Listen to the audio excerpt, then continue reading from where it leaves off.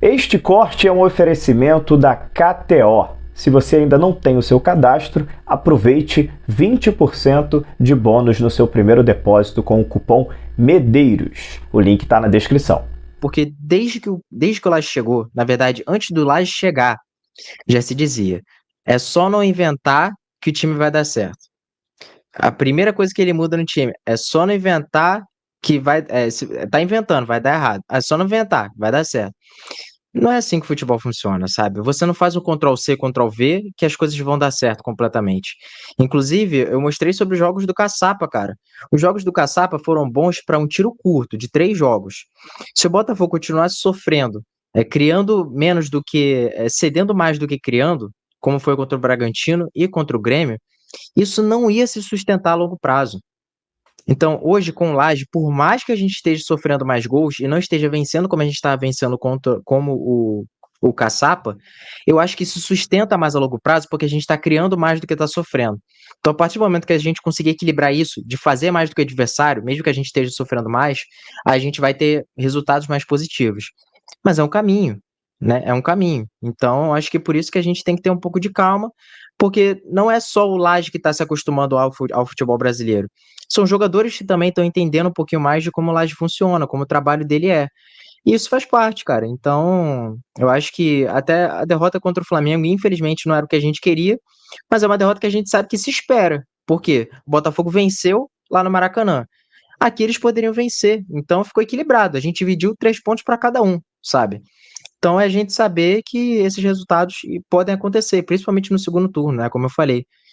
Então, eu acho que a gente também tem que ter um pouco mais de calma e tentar analisar um pouquinho melhor o que que o Laje quer em algumas mudanças.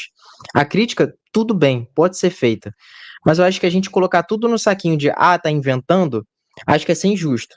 Porque quando ele muda, por exemplo, no jogo contra o Internacional, que ele coloca o Vitor Sá do outro lado, faz o Eduardo atacar mais pelo lado direito e não centralizado, aí é uma invenção também dele, sabe? Foi algo que ele alterou. E por que que não estão falando que ele inventou e deu certo, sabe? Por que que ele só inventa quando dá errado? Então acho que também tem que equilibrar um pouquinho mais isso, sabe? E é uma adaptação, então é difícil. Essa questão que você falou de sustentação a longo prazo, assim, eu falei isso num grupo hoje de amigos botafoguenses, numa discussão, num debate que a gente estava tendo mais cedo. E, cara, para mim isso é perfeito, porque a gente vê os gols que o Botafogo vem tomando, se a gente for analisar mesmo. Hoje eu vi um comentário falando: o Botafogo toma mais gol com Bruno Lage. A defesa está muito vulnerável. O time está muito vulnerável, a defesa está tomando muitos gols. Não era assim antigamente. Aí a gente para analisar os gols que o Botafogo tomou no Campeonato Brasileiro com o Bruno Lage. Vamos analisar aqui rapidamente aqui com todo mundo aqui que está assistindo a gente.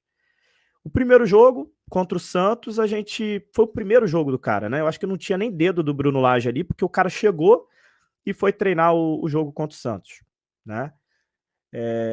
Beleza, tomou 2 gols ali contra o Santos, mas eu acho que ali não tem nem muito o que falar, porque o cara tinha acabado de chegar. Vamos para a segunda partida. A segunda partida, o Botafogo joga em casa com o Coritiba. 4-1 Botafogo. O gol do Coritiba foi o gol mais bonito do Campeonato Brasileiro até o momento, na minha opinião. Foi um gol do meio campo, praticamente, que o cara faz de cobertura. Ninguém esperava que o cara ia fazer um troço daquele ali, no meio campo, um golaço de cobertura. Não tem nenhum tipo de falha ali. É um golaço absurdo que o cara tirou da cartola. E aí o Botafogo vai pegar o Cruzeiro, fora de casa. 0-0, o Botafogo não toma gol. Botafogo vem jogar em casa com o Internacional. 3-1 Botafogo. O gol que o Botafogo toma é uma falha grotesca, absurda do Lucas Perry, que a gente não se acostumou a ver. O Lucas Perry, goleiro de seleção brasileira, tomou um gol que até hoje eu acho que ninguém acredita que ele tomou aquele gol. Não tenho o que falar da defesa do Botafogo. Foi uma falha do Lucas Perry. Acontece. Um erro de um cara que é goleiro de seleção. O Botafogo sai 0-0 com o São Paulo. Mais um jogo sem tomar gol. O Botafogo volta para o Rio de Janeiro. 3-0 Botafogo no Bahia. Mais um jogo sem tomar gol. Botafogo pega o Flamengo agora. O gol do Marlon Freitas, Gol contra. O que a gente vai fazer naquele gol ali do Marlon Freitas? Uma infelicidade. Tal qual a falha do Perry contra o Internacional. Uma infelicidade. Gol contra. Não foi falha da zaga, não foi um erro do Marlon Freitas. Então, o primeiro gol efetivamente que o Botafogo toma, na minha opinião, primeiro gol efetivamente que o Botafogo toma de gol de jogada trabalhada foi o do Bruno Henrique. Primeiro gol no Campeonato Brasileiro.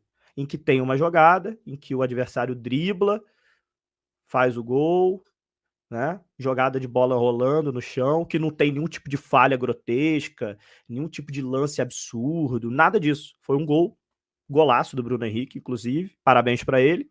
Foi o primeiro gol. E aí todo mundo fala, com o Bruno Lage agora o Botafogo tá com a defesa vulnerável, tá tomando mais gols.